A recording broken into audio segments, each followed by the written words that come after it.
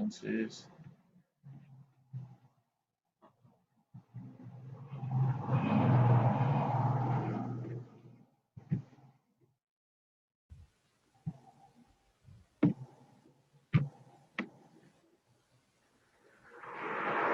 bien, pues sí, como les comentaba Felipe, hoy nos toca ver la introducción a las interacciones bióticas, la unidad 4, eh, una de mis partes favoritas, las interacciones bióticas. Entonces, vamos a comenzar. ¿No? Primero vamos a ver qué interacciones ocurren entre los miembros o los individuos de la misma especie, ¿no? A las que nosotros llamamos interacciones intraespecíficas, porque ocurren entre individuos de la misma especie o de la misma población.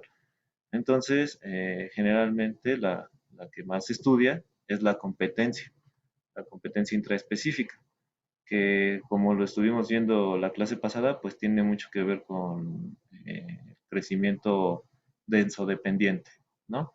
Entonces, ¿por qué compiten los miembros de la misma especie? Bueno, aquí tenemos dos ejemplitos, uno de los saltamontes y otro de los pastos, ¿no? Bueno, sabemos que los saltamontes tienen dimorfismo sexual, ¿no?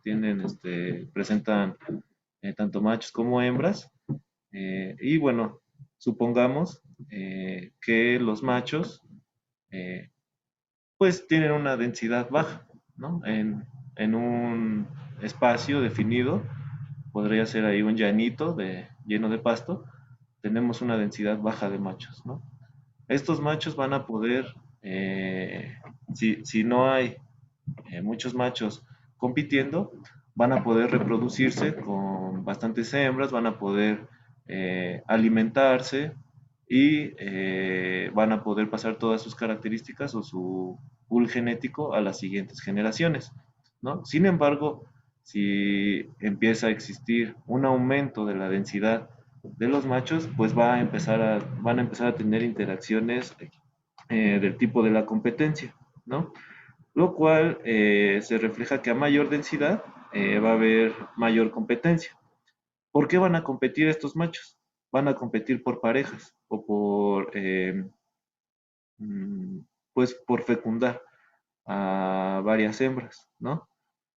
También van a competir estas hembras, si hay una densidad alta de hembras, una vez que están fecundadas, van a competir por espacios para poder depositar sus huevecillos, ya que necesitan espacios claros en el suelo para poder depositarlos.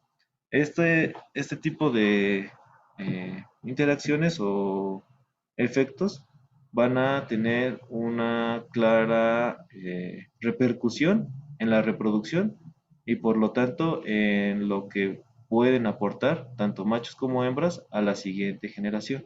Esto es muy evidente.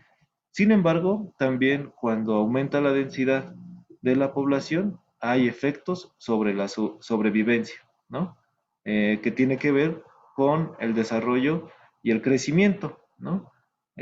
Pueden competir por comida, tanto machos como hembras, y al estar compitiendo por comida tienen que tener mayor desplazamiento en su zona en donde vive, ¿no? Porque puede que se agoten los recursos en alguna zona en específica, tienen que ir forrajeando un territorio más amplio y por lo tanto gastan energía, lo que implica que no tengan un desarrollo tan rápido como debiese de ser, ¿no? Y esto puede llegar a tener consecuencias incluso en la supervivencia, ¿no? Puede llegar a aumentar la tasa de mortalidad. Y aquí la consecuencia no es tan directa como la reproducción, pero si mueren los individuos de esta población, pues tampoco van a poder pasar su carga genética a las siguientes generaciones. Por lo tanto, como consecuencia de esta competencia intraespecífica, vamos a tener que hay una disminución en la adecuación. Y la adecuación la comprendemos como el crecimiento, supervivencia y éxito reproductivo, ¿no? Por lo tanto, aumenta la mortalidad y disminuye la fecundidad, ¿vale? Muy bien. Entonces, existen cuatro características de la competencia intraespecífica. La primera es analizar los efectos últimos, como lo vimos ya al principio del curso. Existen los efectos próximos y los efectos últimos, ¿no? Los efectos últimos son los que tienen que ver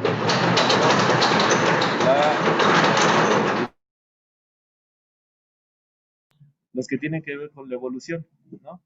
El efecto último de esta competencia intraespecífica es la disminución de las contribuciones que tiene un individuo hacia la siguiente generación o generaciones futuras. Entonces, de esta forma, la reproducción nos muestra de manera evidente los efectos de la competencia en la fecundidad, ¿no? Y eh, cómo afecta que pase la carga genética de cada individuo a las siguientes generaciones, ¿no? Pero primero van a tener, como se los comentaba con el ejemplo de los saltamontes, primero va a haber un efecto sobre la supervivencia debido a que al tener recursos limitados, va a haber un proceso o una disminución en una disminución en el desarrollo o el crecimiento, ¿no? Desarrollo entendiendo como las fases del ciclo de vida y crecimiento entendido como pues la ganancia de biomasa, ¿no? También otra característica es que el recurso por lo cual los individuos compiten debe de ser limitado. No pueden competir por un recurso que no sea limitado, como por ejemplo el oxígeno, ¿no? Nadie compite por el oxígeno, ¿no? Bueno, tal vez ahora empecemos a competir por el oxígeno, ¿no? Pero eso es a causa de la contaminación. Sin embargo, en condiciones normales, pues si el recurso no es limitado, no existe competencia. Entonces, ¿por qué recursos sí podrían competir los individuos de una población? Puede ser por espacio, por agua, por comida, por pareja sexual, ¿no? Entonces, debe de haber un recurso limitado para que exista la competencia. También, en el caso de la competencia intraespecífica, los individuos de una población son equivalentes o recíprocos. ¿A qué nos referimos? A que comparándolo con, eh, con la competencia interespecífica, no existe un agente que provoque una afectación en la población, ¿no? Aquí todos los individuos son equivalentes, ¿no? Y lo que afecta realmente es la densidad de estos individuos. A mayor densidad, mayor competencia. Entonces, ahí pasamos a la cuarta característica, que nos indica que el efecto de la competencia en cualquier individuo, como se los comentaba, aumentará conforme el número de competidores crece. Por lo tanto, este tipo de competencia intraespecífica tiene efectos densodependientes, que como lo vimos en la clase pasada, es lo que también nombramos como crecimiento logístico, ¿no? Que disminuye la tasa de crecimiento a manera de que va aumentando la densidad poblacional, ¿no? Muy bien. Entonces, bueno, se trabó un poquito, déjenme paso a la siguiente diapositiva, ahí está. Entonces, ¿cómo es este efecto densodependiente en la competencia? Aquí vamos a hacer de nuevo una comparación entre los efectos denso independientes, o sea, crecimiento exponencial, y los efectos denso dependientes, que es el crecimiento logístico. Aquí vamos a ver primero en la gráfica 1 o en la gráfica A, que en el eje de las Y estamos viendo el número de muertes de esta población y en el eje de las X estamos observando el tamaño poblacional o la densidad poblacional.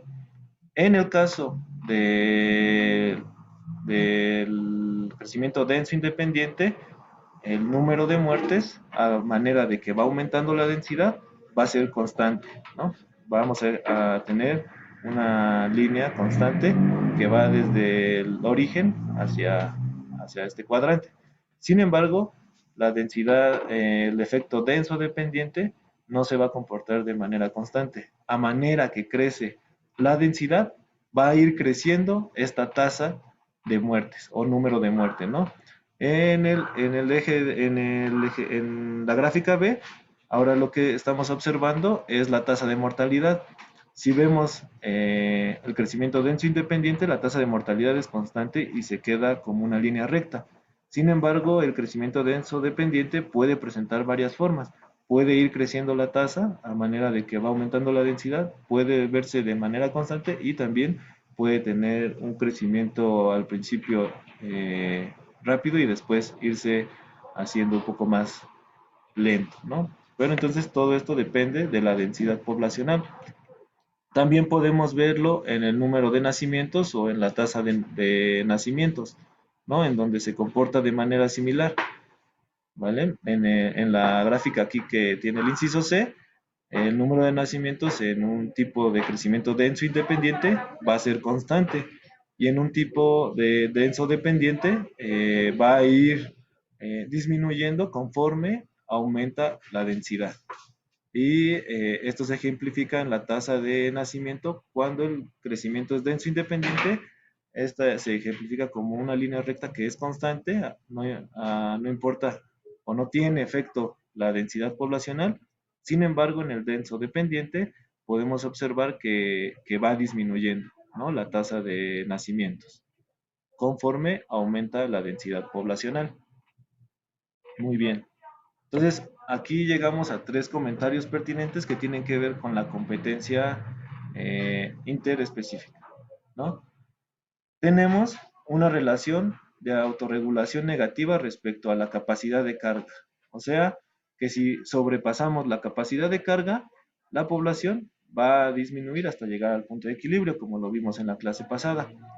También observamos que la competencia es uno de los factores que regula el tamaño poblacional, ¿no? Mientras mayor sea la densidad, mayor va a ser la competencia, por lo tanto, va a haber una disminución en el tamaño poblacional, ¿no? O una disminución en la adecuación de los individuos de la población. También tenemos que todos los efectos denso-dependientes, perdón, son el resultado de factores denso-dependientes que actúan a través de procesos denso-dependientes. ¿A qué nos referimos? El proceso que nosotros analizamos o estamos analizando ahorita es la competencia interespecífica, ¿no? ¿Qué factores existen en esta competencia? Pues puede ser el alimento, el espacio, las parejas, como lo vimos en el ejemplo de los saltamontes, ¿y cuáles son los efectos? Los efectos los estamos relacionando con la adecuación de los individuos, ¿vale? Entonces, eh, como ya lo mencionamos, la competencia se origina cuando los recursos son limitados o escasos. Entonces, cuando los recursos son limitados, una población puede presentar dos reacciones, ¿no? La población en conjunto.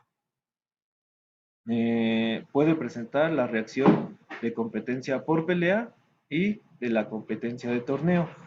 La primera se distingue cuando el crecimiento y la reproducción disminuyen de forma pareja en todos los individuos de la población. O sea, hace que esta competencia tiene efecto sobre todos los individuos. Y la competencia de torneo se refiere a que determinados individuos reclaman recursos y niegan compartirlos con otros miembros de la población. En este caso podríamos poner el ejemplo clásico de león o de lobo, que son machos alfa y no permiten que exista apareamiento con las hembras de la manada, ¿no? A otros machos que pueden pertenecer a esta manada e incluso no permiten que existan machos dentro de la manada más que ellos mismos, ¿no? También existe una competencia por nivel de disponibilidad de recursos, la cual puede ser por explotación, en donde un individuo al consumir un recurso ya no permite que el siguiente o otros individuos lo puedan explotar porque lo va agotando. y puede ser por interferencia, en donde un individuo no permite por medio de diferentes estrategias que otros individuos tengan acceso a los recursos. ¿Vale? Eh, bueno, voy a continuar. Espero que no haya dudas hasta aquí. Y bueno, ¿qué afectaciones existen al crecimiento y al desarrollo por la competencia intraespecífica? Tenemos aquí el ejemplo de las ranas, ¿no? Unas ranas que, como ustedes saben, tienen varias fases de metamorfosis. Primero son renacuajos y entonces se realizó un experimento, ¿no? Se mide la masa corporal, ¿no? Que tiene que ver con el crecimiento y el tiempo respecto a la densidad, ¿no? En el eje de perdón, del lado izquierdo o la gráfica A es la que estoy analizando, disculpen, ¿eh? La masa corporal se mide en el eje de las Y y el tiempo de semana se mide en el eje de las X, ¿no? Esto midiéndolo respecto a la densidad también, ¿no? Como podemos observar, a menor densidad, que lo ejemplifican estas líneas más claras, la que tiene mayor densidad son las líneas más fuertes.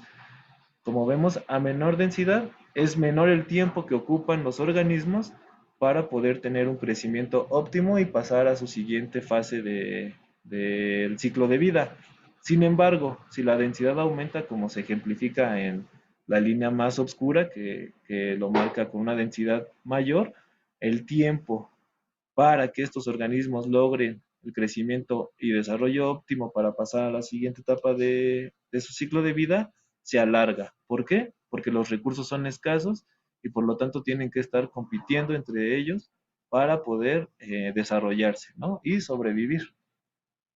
También en la otra gráfica, en la gráfica del lado derecho, se ejemplifica un experimento que se realizó teniendo plantas en la misma maceta. O sea, aquí van a competir por nutrientes y por espacio, ¿no?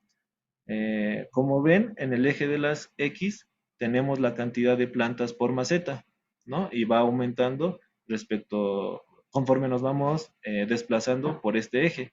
Y en el eje de las Y están midiendo el peso promedio por planta, ¿no? Esto en la unidad de medida de gramos, ¿no? Entonces observamos que a menor cantidad de plantas por maceta, mayor va a ser los gramos que tenga cada una de las plantas. Y conforme nos vamos desplazando por el eje de las X, que tiene que ver con el número de individuos por maceta, va disminuyendo el peso, ¿no? Entonces estamos observando que hay una afectación al crecimiento. Muy bien. También, perdón, que de repente se traba un poquito. Está. También tenemos este otro experimento, el cual es muy interesante porque es una estrategia en la cual algunas plantas eh, pues favorecen el desarrollo de algunos individuos cuando la densidad es muy alta, ¿no? Entonces aquí se grafican dos circunstancias, ¿no? Primero, bueno, vamos a explicar los ejes. El eje de las Y tiene que ver con la densidad poblacional y el eje de las X con el tiempo, ¿no? Pero también tenemos del lado derecho, otro eje que también está en las Y, que es el peso, ¿no? Promedio por planta. Entonces, conforme la línea verde nos va a ejemplificar la densidad y la línea azul el peso. Entonces, esta estrategia es muy particular porque las plantas al tener una densidad alta empiezan a autoaclarearse, ¿no? O sea, empiezan a tener un efecto sobre la mortalidad. Entonces empieza a disminuir la densidad, pero esto permite que los individuos que sobreviven puedan desarrollarse y crecer ganando en estas circunstancias mayor peso. Y este proceso se conoce como autoaclarado. ¿Vale? Muy bien. Entonces, ¿qué afectaciones existen en la reproducción debido a la competencia intraespecífica. Bueno, pues por ejemplo, en esta población de la que conocemos como la foca de Groenlandia, las focas necesitan obtener un peso determinado para poder ser sexualmente fértiles, ¿no? Para tener fertilidad. Entonces, si la densidad de la población es alta, los recursos por los cuales compiten se limitan, ¿no? Y por lo tanto, afecta su desarrollo y su crecimiento, lo que tiene consecuencia en su reproducción, porque tendrían que ocupar mayor tiempo para poder llegar a un estadio de reproducción óptima. Entonces ahí se ve una consecuencia de la competencia respecto a la reproducción.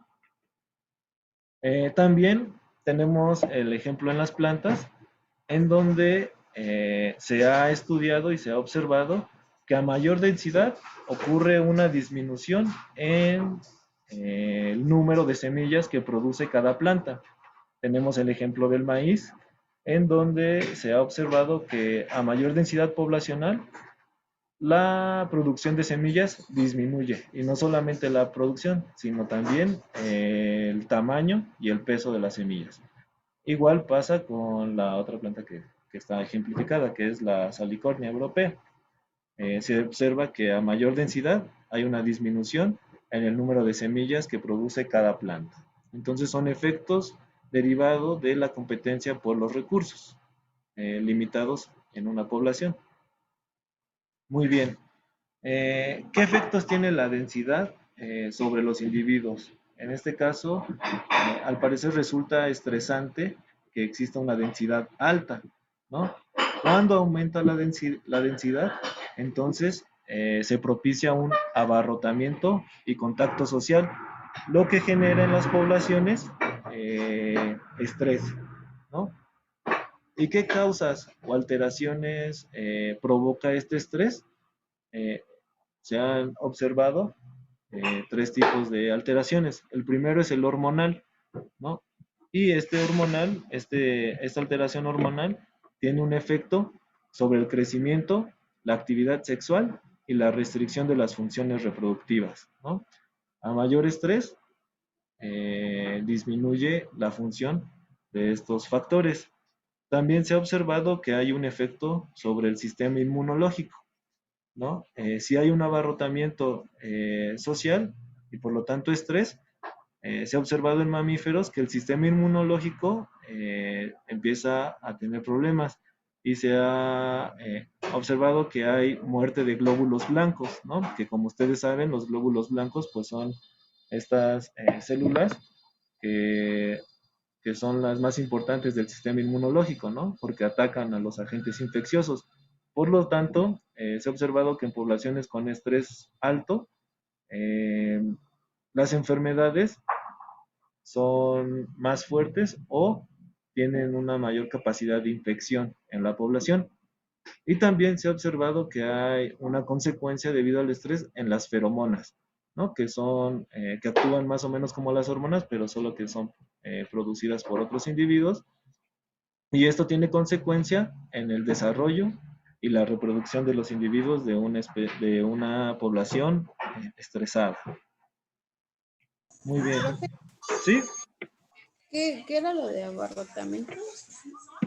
Bueno, abarrotamiento es que hay muchos individuos en un espacio reducido, ¿no? Como, por ejemplo, podríamos poner a las focas, ¿no? Cuando tienen muchos individuos sobre una misma roca, ¿no? Y ni siquiera a veces se pueden mover. O cuando vamos en el metro, ¿no? Que está muy lleno. Y entonces, por lo Sí, está tanto, bien. provoca que haya un contacto social, ¿no? Un contacto muy cercano, y esto genera estrés. O bueno, creo que esto sí lo podemos ejemplificar muy bien cuando vamos en el transporte público, ¿no? Sí, sí fastidia que las personas estén empujando, que te estén tocando, ¿no? Te genera estrés, cosas así, ¿vale? Sí, profe, gracias. Y bueno, eso era referente a la competencia intraespecífica, ¿no? Que como lo vimos tiene mucho que ver con el crecimiento denso dependiente, ¿no? Ahora vamos a pasar a las interacciones interespecíficas que tienen que ver con las relaciones que ocurren entre individuos de diferentes especies, ¿no? Entonces aquí les pongo una definición, ¿no? Para que la tengan ahí clara.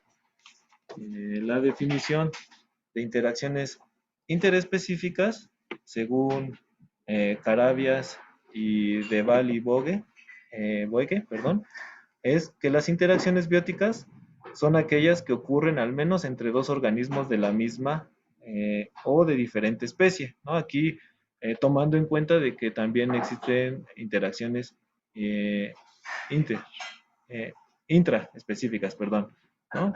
Que son las que ocurren entre individuos de la misma especie, pero también entre individuos de diferentes especies, que son las que vamos a comenzar a analizar.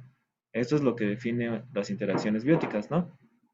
En estas interacciones, los organismos involucrados pueden verse beneficiados, perjudicados o no afectados, ¿no? Esto midiéndolo respecto a su adecuación, que como se los mencioné es crecimiento, sobrevivencia y éxito reproductivo. En general, la mayoría de las interacciones entre diferentes especies, o sea, las interespecíficas, implica la obtención de recursos necesarios para sobrevivir y reproducirse. Entonces, tradicionalmente las interacciones se han clasificado eh, en, bueno, bajo estos eh, supuestos de que existen beneficios, perjuicios o no son afectadas, ¿no? Las interacciones que perjudican a algún miembro o algún individuo que esté interactuando con otro se llaman antagónicas, ¿no? Y dentro de estas podemos observar a la competencia intra e interespecífica y a la depredación, ¿no? Bueno, en la competencia ambos individuos se ven afectados negativamente en su adecuación y en la depredación un individuo se ve beneficiado y el otro se ve afectado, ¿no? Eje, formas de depredación también podemos tener la herbivoría y el parasitismo, ¿no? Pero también existe su contraparte que es el mutualismo, en donde ambos organismos se ven beneficiados de estar interactuando, ¿no? Ejemplos de mutualismo o formas de mutualismo son la dispersión, la simbiosis y la polinización, ¿no? Y también encontramos otras dos formas de interacciones bióticas, en donde está el amensalismo, en donde un organismo se ve afectado y el otro le es indiferente. Y el comensalismo, donde un organismo se ve beneficiado y para el otro es indiferente. Entonces, eh, existen tres efectos sobre la adecuación al estar interactuando las especies o los organismos de diferentes especies. Uno, como se los mencioné, incrementa la adecuación. Dos, puede disminuir la adecuación. Y tres, no altera la adecuación. Lo que vamos a ejemplificar en esta tablita, ¿no? Puede haber interacciones mutualistas en donde ambos organismos se benefician, ¿no? Y lo representamos con este símbolo positivo, ¿no? Entonces, ambos organismos se benefician, es mutualismo, ¿no? Y por lo tanto aumenta su adecuación. Puede existir una donde para un organismo sea indiferente y para el otro haya beneficio, lo que conocemos como comensalismo. Eh, Puede haber una donde le sea indiferente a ambos organismos. Puede existir alguna en donde un organismo se beneficia y el otro disminuye su adecuación, como en la depredación. Puede existir la que conocemos como amensalismo, en donde uno disminuye su adecuación y para el otro es indiferente. Y finalmente, donde ambos organismos de diferentes especies disminuyen su adecuación al estar interactuando, como es la competencia, ¿vale? Muy bien. ¿Cuáles son los tipos de interacciones? Como les mencionaba, donde disminuye para ambos organismos la adecuación, nombramos como competencia. Esta interacción es negativa para las especies involucradas y los individuos de estas especies resultan perjudicados. Ponemos como ejemplo aquí a las cebras o en general a los herbívoros de la sabana, ¿no? Si hay época de seca, el agua empieza a escasear. Si una especie empieza a consumirla, por lo tanto, va a haber interferencia o explotación de un recurso en donde la otra especie no lo va a poder consumir, ¿no? Por lo tanto, disminuye la adecuación de ambos organismos o de ambas especies. También existe el ejemplo en las plantas en donde algunas especies tienen estrategias de crecimiento rápido para poder competir por el recurso de la luz, ¿no? En donde las especies que no crecen rápido, pues les va a costar un poco de más trabajo obtener este recurso y por lo tanto hay una disminución en la adecuación, ¿vale? También existe en donde un organismo se ve beneficiado y el otro totalmente perjudicado, que puede ser esta interacción de depredador-presa, ¿no? Como se les mencionaba, esta interacción tenemos una especie que se beneficia al consumir a la otra y otra que se daña, ¿no? Es el clásico, la clásica depredación, ¿no? Y ahí tenemos el ejemplo de una serpiente consumiendo una ranilla, ¿no? En donde pues la rana va a morir y la serpiente va a continuar con sus funciones, ¿no? También tenemos dentro de este tipo de interacción la herbivoría, ¿no? Eh, la especie animal se va a beneficiar de consumir a la planta y el daño va a ser para la planta, ¿no? Pero este daño depende de la intensidad y de la duración de esta interacción, ¿no? Si consume todas las hojas, pues obviamente va a llegar a provocar la muerte de la planta. Sin embargo, pues no siempre ocurre así, ¿no? Solo consumen algunas partes o no toda la hoja, ¿no? Por lo tanto, sí disminuye la adecuación de la planta, pero no tiene un efecto sobre la mortalidad. Y también existe el parásito hospedero, ¿no? Eh, en esta hay un organismo que parasita a otro y puede tener dos consecuencias, ¿no? Una, en donde lo mantenga vivo y se alimente de él a lo largo de su ciclo de vida, y otra donde llegue incluso a eh, provocar la muerte del hospedero, ¿vale? Y aquí se ejemplifica con este hongo que parasita a las avispas e incluso las mata, ¿no? Bueno, también está el comensalismo, como les mencionaba, un organismo se ve beneficiado y al otro le es indiferente. Aquí ponemos el ejemplo de esta ave que genera sus nidos sobre las ramas de este árbol, en donde no se ve ninguna afectación a la especie vegetal, pero la ave se ve beneficiada porque tiene un hábitat en donde puede pues, poner sus huevos y alimentar a sus polluelos, ¿vale? También tenemos el amensalismo, en donde una especie se ve perjudicada en su adecuación y a la otra es indiferente. Ponemos como ejemplo aquí al hongo penicillum, en donde, como ustedes saben, si este hongo crece, no permite que crezcan otros microorganismos en un radio establecido de su crecimiento, ¿no? Porque produce esta sustancia que se llama penicilina, la cual inhibe el crecimiento de otros microorganismos, ¿no? Para este organismo no hay ningún beneficio, pero sí perjudica a otros organismos que están interactuando por el recurso del espacio o de los nutrientes. Finalmente llegamos a esta interacción, al mutualismo, que uno de los, bueno, la característica es que al interactuar ambos organismos de diferentes especies, van a beneficiarse y por lo tanto aumentar su adecuación por estar presentes uno y el otro. Tenemos primero el caso de la simbiosis, ¿no? Que la cual la simbiosis implica que hay una integración fisiológica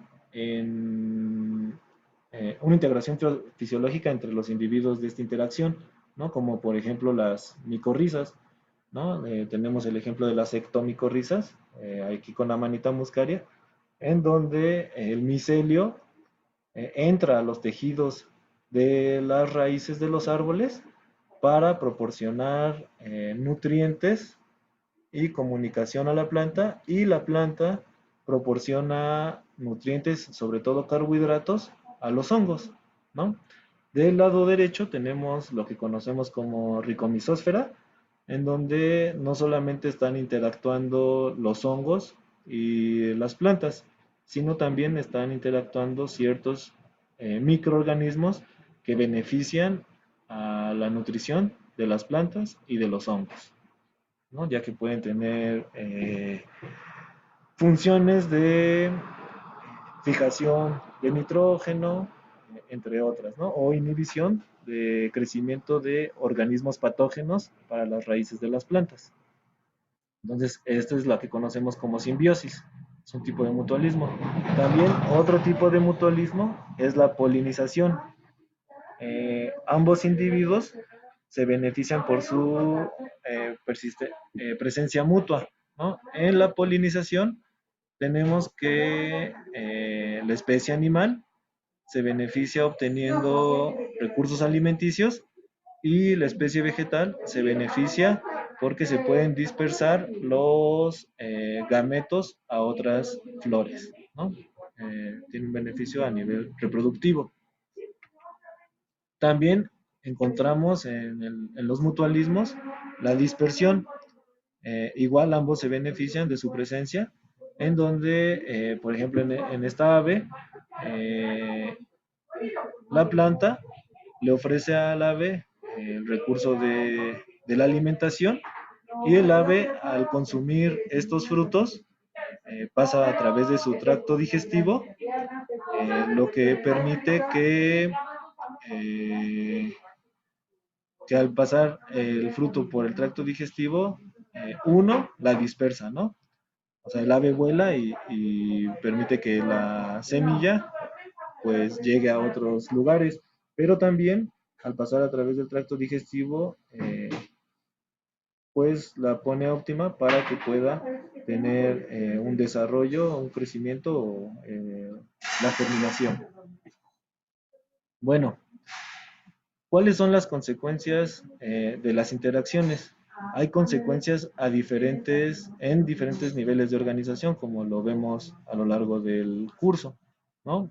Puede haber consecuencias a nivel individuo, ¿no? ¿Qué tiene que ver con el crecimiento?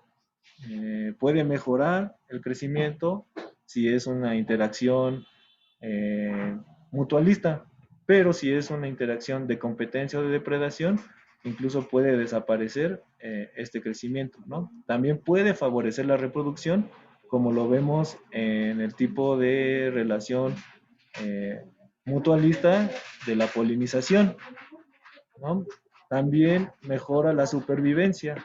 Igual podemos poner como ejemplo el caso de la simbiosis mutualista entre los hongos y las plantas, en donde al tener esta relación, pues mejora para la planta el consumo o la obtención de nutrientes que son necesarios para su metabolismo. Y entonces, como lo mencionábamos, todo esto tiene consecuencias sobre la adecuación.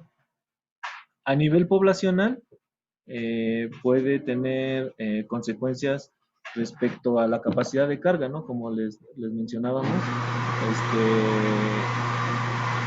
a, a mayor densidad o respecto a la competencia, puede provocar que haya una mortalidad, ¿no? En la población, pero también si hablamos acerca de estas interacciones mutualistas, podríamos observar que la capacidad de carga eh, puede ser, puede soportar más bien, el ecosistema puede soportar un mayor número de individuos al aumentar la capacidad de carga, ¿no? También se ven efectos sobre el crecimiento poblacional, puede disminuir o aumentar dependiendo de la interacción que esté ocurriendo. Por ejemplo, si es depredación, puede disminuir; si es mutualismo, puede aumentar. También puede afectar la estructura de edades, ¿no? Por ejemplo, algunos organismos eh, tienen una preferencia sobre el consumo de ciertos estadios o sí, sobre ciertos estadios de algunos organismos, ¿no? En donde puede haber una disminución en un estadio en específico, eh, y esto afectaría obviamente al crecimiento poblacional o al desarrollo de la población.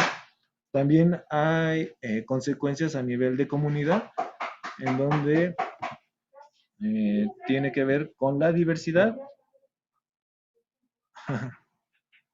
Va. Sí.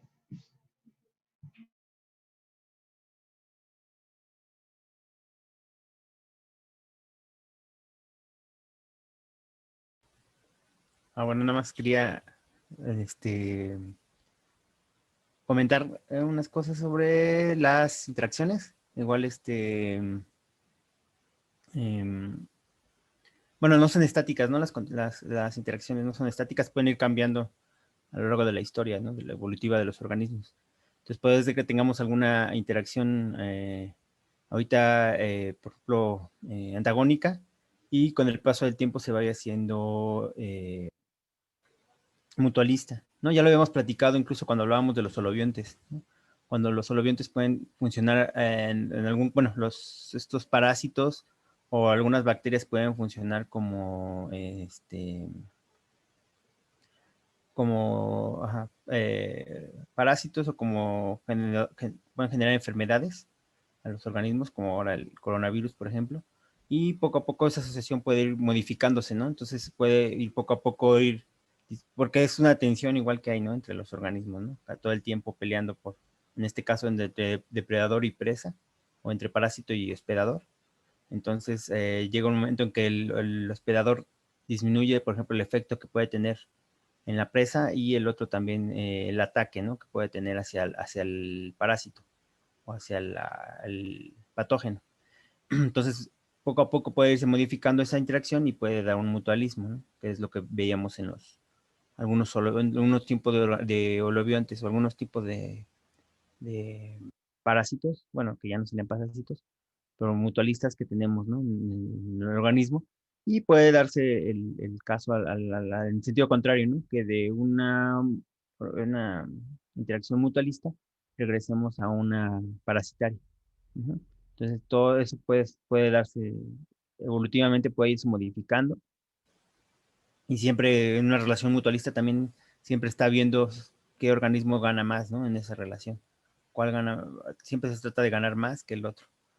Entonces siempre se puede estar moviendo, ¿no? Estas interacciones evolutivamente. Entonces todo esto lo mediríamos de acuerdo a la adecuación. Entonces, si aumenta o disminuye la adecuación, vamos a tener un tipo de interacción o otro tipo de interacción. Ajá. Entonces sería medir las tasas de reproducción, tasas de supervivencia, o incluso tasas de eh, crecimiento, ¿no? De los organismos o de las poblaciones en específico que estamos tratando, para poder ver qué tipo de interacción tenemos. Ajá. Y bueno, no sé si quieres seguir o le sigo. Bueno, como quieras, pero sí, si quieres sigo. Bueno, ya Entonces, si no me dices si quieres. vale, gracias. Entonces, como mencionaba Felipe, hay consecuencias de estas interacciones a diferentes niveles, ¿no? Y eh, entonces, estas consecuencias, como mencionaba Felipe, no existe en la realidad eh, esta, ¿cómo se llama? Eh, clasificación discreta de las interacciones. sino que en realidad existe un continuo, como mencionaba Felipe, que puede ir del antagonismo al mutualismo. De hecho, se reconoce que, por ejemplo, en los hongos micorrizógenos, evolutivamente la interacción comenzó como una forma antagónica, un tipo de parasitismo, y fue evolucionando o seleccionándose para llegar a un tipo de mutualismo, en específico a una simbiosis. Pero cuando las condiciones ambientales no son favorables para este tipo de interacción, pues puede regresar a tener un tipo de interacción parasitaria a los hongos, ¿vale? También estas interacciones afectan procesos demográficos y ecológicos, ¿no? Como hablábamos de las consecuencias a nivel poblacional. Y son una son una fuente importante de selección natural, ya que al generar aumento en la adecuación de los organismos involucrados, pueden seleccionarse. Por ejemplo, si una planta tiene presencia de espinas y no permite que exista una depredación tan fuerte por algún agente o algún insecto, esta característica se va a seleccionar y por lo tanto va a tener presencia en las generaciones futuras, ¿no? También se dice que a mayor, bueno, esta es una consecuencia a nivel de comunidad, que a mayor número de interacciones existe una mayor diversidad de especies, ¿no? Mientras más interacciones ocurran en un ecosistema, mayor va a ser la cantidad de especies que ocurran, perdón, mayor va a ser la diversidad de este ecosistema o de esta comunidad. También son un elemento importante para el funcionamiento de los ecosistemas. ¿Por qué? Porque permiten el flujo de materia y energía a través de los diferentes niveles de las cadenas tróficas, ¿no? Por ejemplo, la depredación permite que pase de un herbívoro a un carnívoro la energía, pero también, por ejemplo, la simbiosis permite que los nutrientes necesarios, bueno, sean obtenidos por las plantas para las funciones metabólicas, ¿no? Entonces aquí está existiendo este flujo de materia y energía a través de las especies, ¿no? Y del ecosistema, perdón. También hay afectaciones debido a estas interacciones en las sociedades humanas, ¿no? ¿Por qué? Porque muchas de las interacciones bióticas tienen que ver con los servicios ecosistémicos, que como lo vimos en un artículo, son de 4 tipos, ¿no? Estos, por lo general, estos servicios ecosistémicos son proporcionados por las interacciones que ocurren en los ecosistemas. Y también, como lo mencionaba Felipe, hay consecuencias por las enfermedades, ¿no? Como lo mencionaba del coronavirus. También muchas consecuencias de las actividades humanas provocan que interactuemos indirectamente con muchas especies, ¿no? Generalmente es de una forma negativa.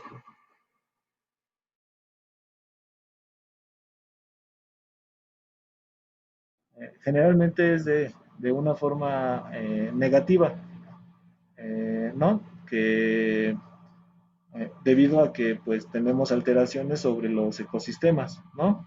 Y bueno, al interactuar de esta forma negativa con las especies, pues como consecuencia hay una reducción en la diversidad y, y esto tiene como consecuencia la desaparición de ciertas interacciones bióticas que a su vez propicia que se extingan procesos ecológicos y evolutivos que son los que hemos analizado a lo largo de esta presentación, pero también se pueden llegar a perder procesos culturales, ¿no? Y como ejemplo les pongo aquí en la foto una mujer que pertenece a comunidades nahuas y otomís de la Sierra Norte de Puebla, en específico del municipio de Cuetzalan, en donde estas personas tienen un manejo tradicional o manejo local de las abejas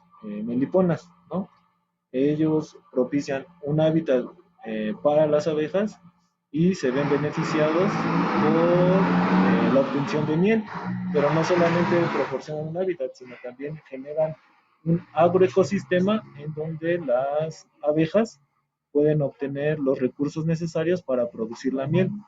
Ya que en este agroecosistema se encuentra un alto número de diversidad de especies que producen flores, ¿no?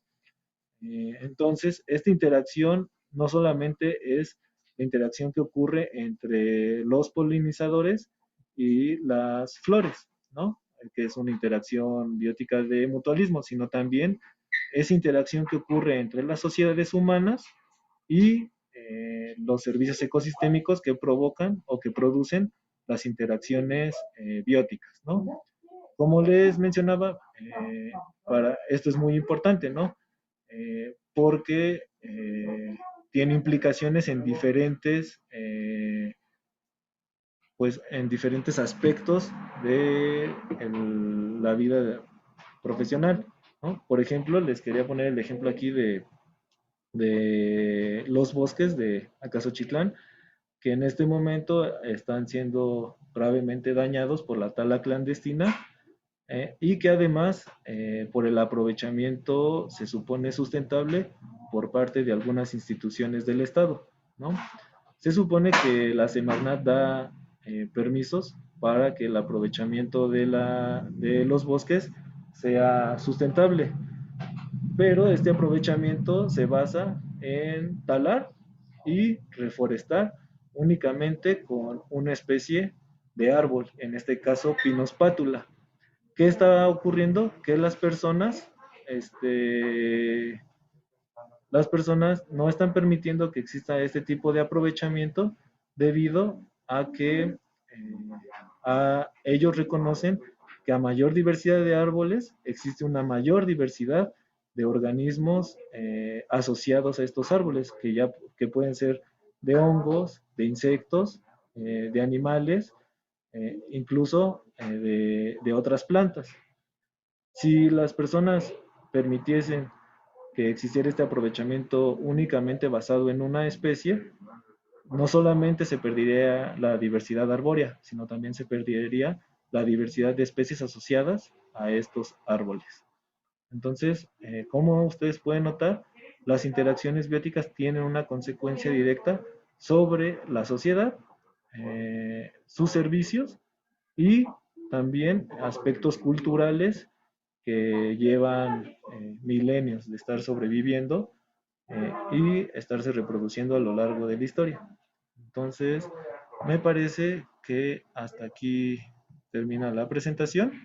Esta era una presentación introductoria a las interacciones bióticas. Bueno, ya no les comenté, pero Felipe me había dicho que tal vez le cortaban su internet y me parece que sí, sí ocurrió, porque ya no lo veo por aquí.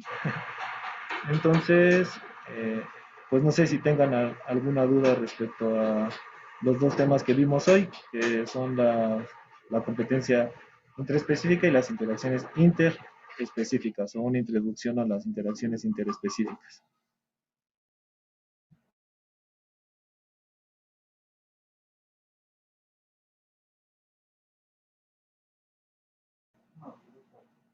Entonces, no hay ninguna duda, compañeras, compañero. Gracias, Jesús. Bueno, pues si no hay ninguna duda, miren, justo otra vez estamos terminando en tiempo.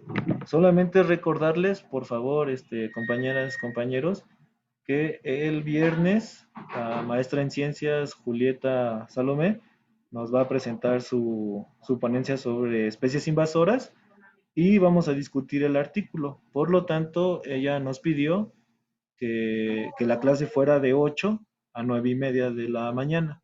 Entonces las espero y los espero a todos puntuales a las 8 de la mañana. Van a ver que es una plática muy interesante y muy amena la que comparte la compañera Julieta. Este, y creo bueno, y recuerden leer el artículo porque con eso estamos calificando su participación. Sí va a haber discusión del artículo, entonces no se les olvide eso. Y les pido una disculpa si se metió mucho ruido en esta ocasión en la clase, pero no pude por hoy quedarme en mi casa, tuve que venir al trabajo. Entonces, pues una disculpa si en algún momento hubo mucho ruido. Y bueno, Sara Abigail, si quieres, puedes comentarme tu duda.